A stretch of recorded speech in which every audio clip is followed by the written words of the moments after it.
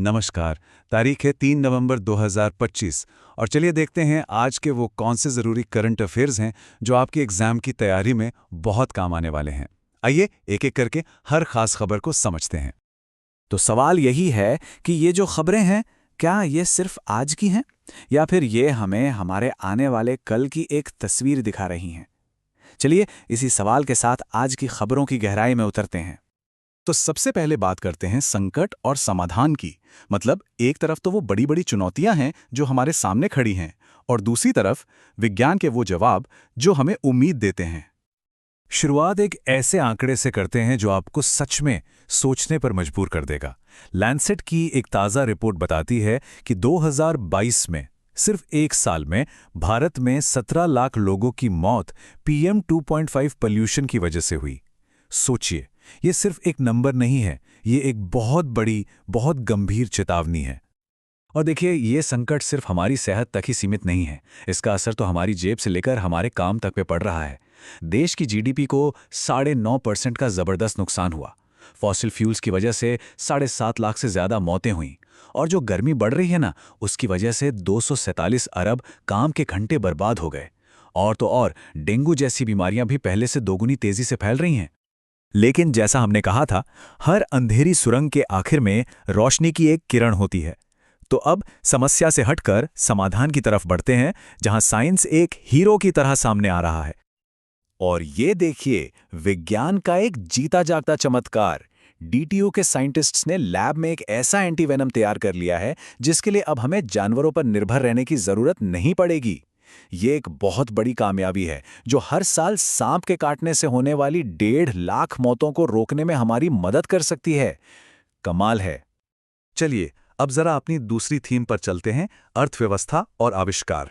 यहां हम ये देखेंगे कि देश के पैसे, पॉलिसी और टेक्नोलॉजी मिलकर हमारी तरक्की की कहानी कैसे लिख रहे हैं।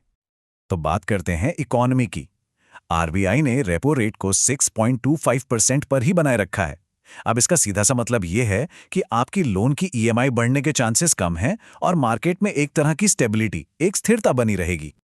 लेकिन ये फैसला सिर्फ इतना ही नहीं है। RBI यहाँ एक बहुत ही अच्छा बैलेंस बनाकर चल रहा है। एक तरफ तो वो महंगाई को काबू में रखने के लिए रेट्स नहीं बढ़ा रहा, लेकिन दूसरी तरफ उसने देश की GDP ग्रोथ का अनुमान बढ़ाकर 7% कर दिया है। ये दिखाता है कि RBI एक ही साथ सतर्क भी है और कॉन्फिडेंट भी। इकोनॉमी के मोर्चे पर और भी अच्छी खबरें हैं। हमारा एक्सपोर्ट 12% बढ़ा है। सेंसेक्स ने 82,000 का ऐतिहासिक आंकड़ा पार कर लिया है। और एक और अच्छी बात यह है कि RBI अब ग्रीन बॉन्ड्स पर भी फोकस कर रहा है। यानी अब पैसा उन प्रोजेक्ट्स में लगेगा जो हमारे पर्यावरण के लिए अच्छे हैं। अच्छा, इकोनॉमिक ग्रोथ के लिए स्किल्ड लोग तो चाहिए ही। इसी के लिए IBM और AICTE ने मिलकर एक AI लैब शुरू की है। इसका मकसद, जैसा कि आप इन 3 स्टेप्स में देख सकते हैं, बिल्कुल साफ है। हजारों स्टूडेंट्स को फ्यूचर रेडी बनाना और पढ़ाई को सीधे इंडस्ट्री की जरूरत से जोड़ना। अब आते हैं अपनी आखिरी थीम पर, शासन और वैश्विक मंच। यहां हम देखेंगे कि देश में कौन सी बड़ी नीतियां बन रही हैं और दुनिया में क्या कुछ चल रहा है जिसका असर हम सब पर पड़ेगा।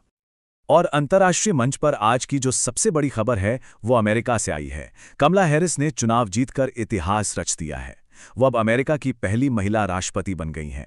वाकई एक बहुत बड़ा और ऐतिहासिक पल है।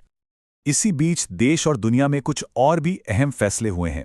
भारत में हमारी ऑनलाइन दुनिया को और सुरक्षित बनाने के लिए डिजिटल इंडिया एक्ट को मंजूरी मिल गई है।